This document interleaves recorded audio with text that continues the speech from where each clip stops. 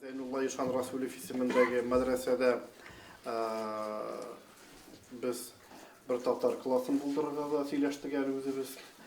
O Tatar klası gına tugul, Tatar ziyalılarının anda sözlerin, resimlerin kuyuğuna tugul, kiçkine gene bir muzey şekilde de bizden tarihimizni, tırmışımızını öğrenüde, gadetlerimizni öğrenüde, bizden buna yakşan bir şimbe mekteplerine kilgen bağlarga da buna ayrım tağın İslam dini nigizlerinden başka milli nigizimizni de listlerine çırıp, okutup alarının ol bagajında bulsun deyip tırışabız.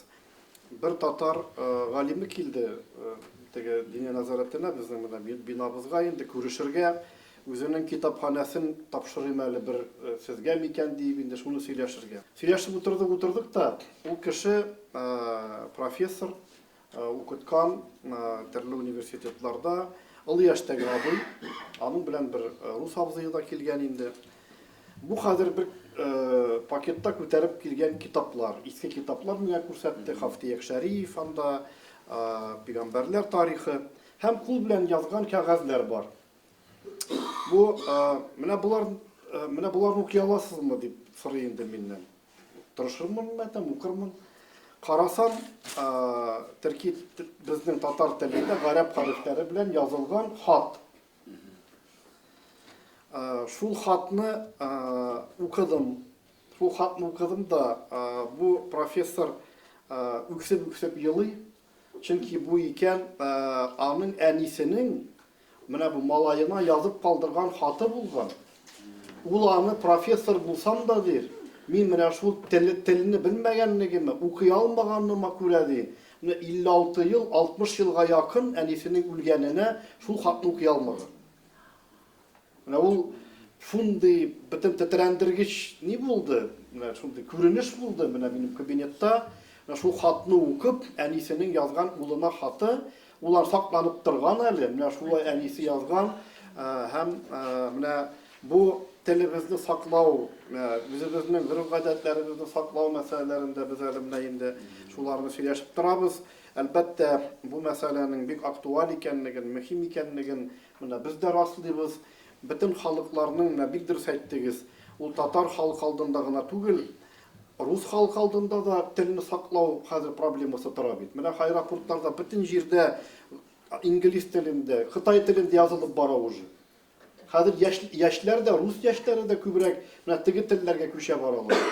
Hem bizning halkımızga da, bizning milli mirasımız, dini mirasımız Tatar tilinde yazılganga göre o bizning için büyük mühim.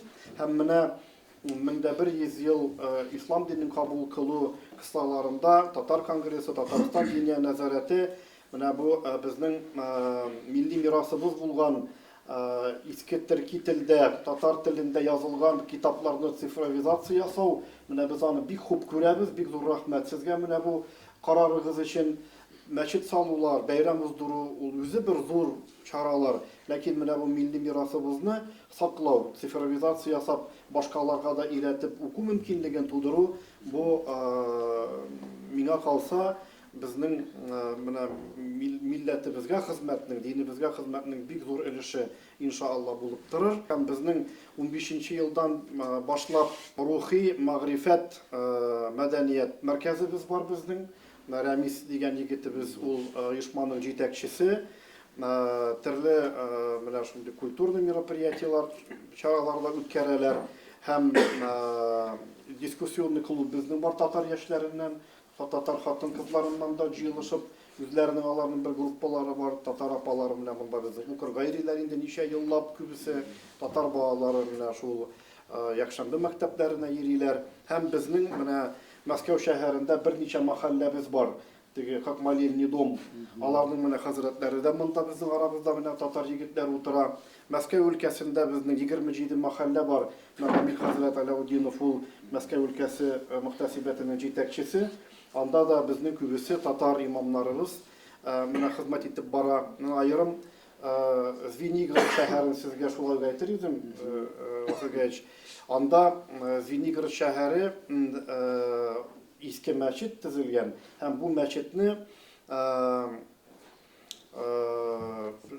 патша хөкүмәте вакытында йомышчы татарларга теге җир иттереп биреп, шунда төзелгән булган. Һәм анда татар бабайы мәчетне саклап калды. Менә аның мәхәлләнең җитәкчеләре дә монда. Менә без барсы белән дә бик тыгыз элемтәдә бу хезмәтне башкарабыз. Һәм менә татар конгрессына да аерым мин Россия мөселманнары дини җыены исеменнән дә рәхмәтләремне сезгә ирештерер идем, чөнки мин бая әйтеп уздым, кая гына барсагыз да мәчетләргә кереп, мөфти хәзрәтләр белән, имамнар белән, мәхәллә тормышы белән кызыксынып, бигрәк тә татар оешмалары хәзер мөфтиятләр, мәхәлләләр белән бик тыгыз элемтәдә булып, сез шуңа юл күрсәтеп барасыз. Менә бу безнең өчен бик зур сөенеч. Һәм менә безнең берничә мөфтиләребез, менә Таһир хәзрәт Саматов, ул мөфтиятның җитәкчесе, татар оешмасының җитәкчесе, Таһир хәзрәт Бикшәнтәев Кемеровда, шулай ук тагын ничә мөфтиләребез шулай безне эш алып баралар. Без милләт белән динне аермыйбыз. Ул бер кошның ике канаты шикелле. Менә һәм без динебезне, милләтебезне саклап, һәм менә сез бая әйткән сүз, оныкларыбыз белән дә татар телендә сөйләшерлек дәрәҗәдә булырга кирәк. Һәм менә Минтимер Шәрипович безгә җыелыш вакытында бик матур сүзләр әйтте бит. Менә бу 1100 еллык форсатны кулланып, күбрәк нәрсәләр эшләргә, булдырырга, алырга, яңа проектлар башларга тырышыгыз дип әйтте. Менә ул дөрестән дә бик тирән сүз. Без инде менә Мәскәүдә быел гамәлгә сентябрь аенда менә бу мәдрәсәнең эшен башлатабыз. Һәм Мәскәүнең Яңа Мәскәү дигән территориясында диннәр арасы мәркәзе, һәм шунда безнең мөселманнарга менә Мәскәү мөфтиятенә дә 3 гектарга якын җир алып, быел бу мәчетнекә беренче ташлар куеп, эшне баштарбыз дип ниятләп торабыз. Анда мәчет кенә түгел, көллият булып, шунда зур мәдәни мәркәз оештырырга без теләгебез. Ул бүгенге заманга туры килә торган, шундый уңайлы бер нинди генә илдән, нинди генә дәрәҗәдә кунак килсә дә алып кереп күрсәтерлек шундый бер халкыбызга, динебезгә хезмәттә торган бер мәркәз булырга тиеш дип эшләп тырышып йөрибез. Һәм башка өлкәләрдә дә безнең әле башка юнәлештә күп эшләребез бар инде, аларны сезгә сөйләрмен.